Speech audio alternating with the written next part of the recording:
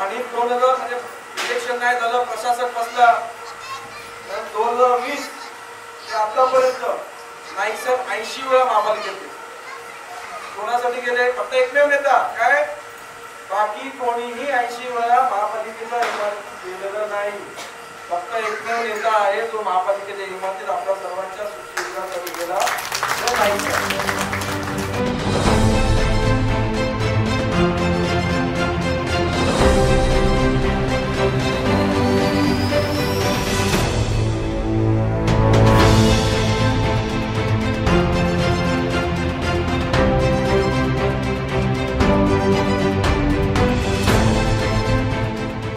आता हे शहर स्वच्छतेमध्ये नंबर 1, पाण्यामध्ये नंबर 1, शिक्षणामध्ये नंबर 1, आरोग्यामध्ये नंबर 1, रस्त्यामध्ये नंबर 1 आणि नागरिकांमध्ये पण नंबर 1. भाग्य चांगलं आहे की एक दूरदृष्टी असलेला नेता हा आपल्या शहराला त्या ठिकाणी लाभलेला, ज्याचं प्रेम या शहरावर.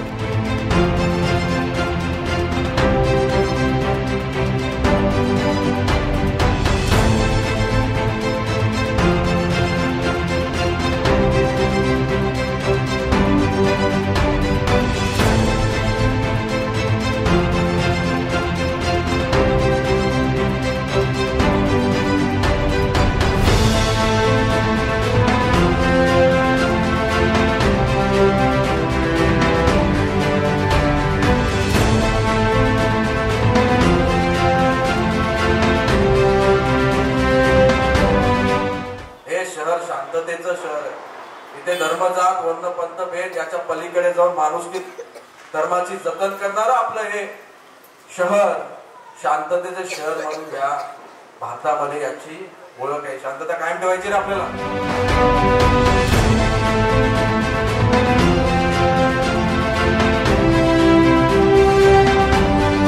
विजन प्लॅनिंग ही नाईक साहेबांनी आखलेली आहे.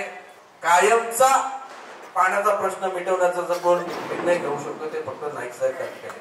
इथे नवी मुंबईचा विकास आणि आपल्या भागाचा विकास या दृष्टीनेच आपण निर्णय घेतले पाहिजे. आणि मला विश्वास आहे की आपण सुजाण आहात आणि आपण बरोबर विकासाच्या दृष्टीने जे आपल्याला आवश्यक आहे त्या दृष्टीनेच निर्णय त्या ठिकाणी घ्याल असा मला पूर्ण विश्वास आहे.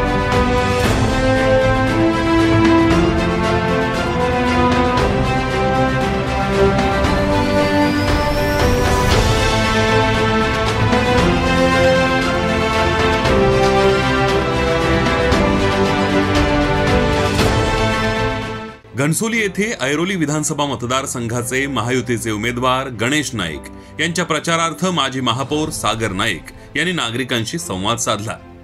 या प्रसंगी सागर नाईक यांनी सांगितलं की स्वच्छ, सुंदर, पर्यावरणशील, निवासयोग्य आधुनिक शहर म्हणून नावाजल्या जात असलेल्या नवी मुंबई शहराच्या विकासाचं श्रेय हे फक्त आणि फक्त गणेश नाईक यांच्या दूरदृष्टीला जातं. सागर नाईक यांनी सांगितलं की गणेश नाईक हे एकमेव असे नेते आहेत जे कोविड सारख्या काळात पायाला भिंगरी लावून नागरिकांच्या सुरक्षेसाठी रस्त्यावर उतरून काम करत होते.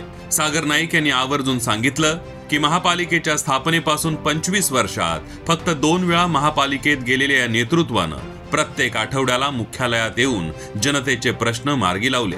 कोरोना काळापासून ते आतापर्यंत गणेश नाईक यांनी 80 पेक्षा जास्त बैठका आयुक्तांसोबत घेऊन एक रेकॉर्ड कायम केलाय. 95 ते 2020 नाईक साहेब फक्त 3दा महापालिकेला आले आणि 2000 म्हणजे इलेक्शन नाही झालं, प्रशासक बसला, 2020 ते आतापर्यंत नाईक साहेब 80 वेळा महापालिकेत गेले. कोणासाठी गेले? फक्त एकमेव नेता काय, बाकी कोणीही 80 वेळा महापालिकेच्या इमारतीत गेलेलं नाही. फक्त एकमेव नेता आहे जो महापालिकेच्या इमारतीत आपल्या सर्वांच्या सुखसुविधासाठी गेला, तो नाईक साहेब. त्यामुळे ही जाण ठेवणारा नेता म्हणजे आपला नाईक साहेब त्या ठिकाणी आहेत. टिफिन प्लॅनवर बोलणारा नेता नाईक साहेब. सगळ्या जे प्लॉट सिडको विकायला काढला होता त्याच्यावर बोलणारा एकमेव नेता म्हणजे नाईक साहेब. त्यामुळे आपल्या देशाचं आपल्या या भागाचं भविष्य उज्ज्वल करायचं असेल तर नाईक साहेबांची आपल्याला पर्याय. यावेळी त्यांनी सांगितलं की नवी मुंबई शहरातील शांतता व सुरक्षा, सक्षम मूलभूत सुविधा, परिवहन व्यवस्था, राहण्यायोग्य शहर, उत्तम कायदा व सुव्यवस्था पाहता आज सर्व जाती धर्म प्रांतांमधील नागरिकांना हे शहर आपलं वाटतंय। या शांततामय विकासाचं श्रेयही जातं ते शहराचे कुटुंब प्रमुख म्हणून गणेश नाईक यांनाच। हे शहर शांततेचं शहर आहे। इथे धर्मजात वर्ण पंथ भेद याच्या पलीकडे जाऊन माणुसकी धर्माची जतन करणारं आपलं हे शहर शांततेचं शहर म्हणून या भारतामध्ये याची ओळख आहे। शांतता कायम ठेवायची रे आपल्याला। विजन प्लॅनिंग ही नाईक साहेबांनी आखलेली आहे। कायमचा पाण्याचा प्रश्न मिटवण्याचा जर कोण निर्णय घेऊ शकतो ते फक्त नाईक साहेब करतात। हे शहर स्वच्छतेमध्ये नंबर 1, पाण्यामध्ये नंबर 1, शिक्षणामध्ये नंबर 1, आरोग्यामध्ये नंबर 1, रस्त्यामध्ये नंबर 1। भाग्य चांगलं आहे की एक दूरदृष्टी असणारा नेता हा आपल्या शहराला त्या ठिकाणी लाभलेला, ज्याचं प्रेम या शहरावरती आहे। इथे नवी मुंबईचा विकास आणि आपल्या भागाचा विकास या दृष्टीनेच आपण निर्णय घेतले पाहिजे आणि मला विश्वास आहे की आपण सुजाण आहात आणि आपण बरोबर विकासाच्या दृष्टीने जे आपल्याला आवश्यक आहे त्या दृष्टीनेच निर्णय त्या ठिकाणी घ्याल असा मला पूर्ण विश्वास आहे। यावेळी सागर नाईक यांनी नागरिकांना आवाहन केलं की आपलं अमूल्य मत हे विकासाला प्राधान्य देणाऱ्या गणेश नाईक यांच्या सारख्या दूरदृष्टी असणाऱ्या विजनरी नेतृत्वास द्यावे।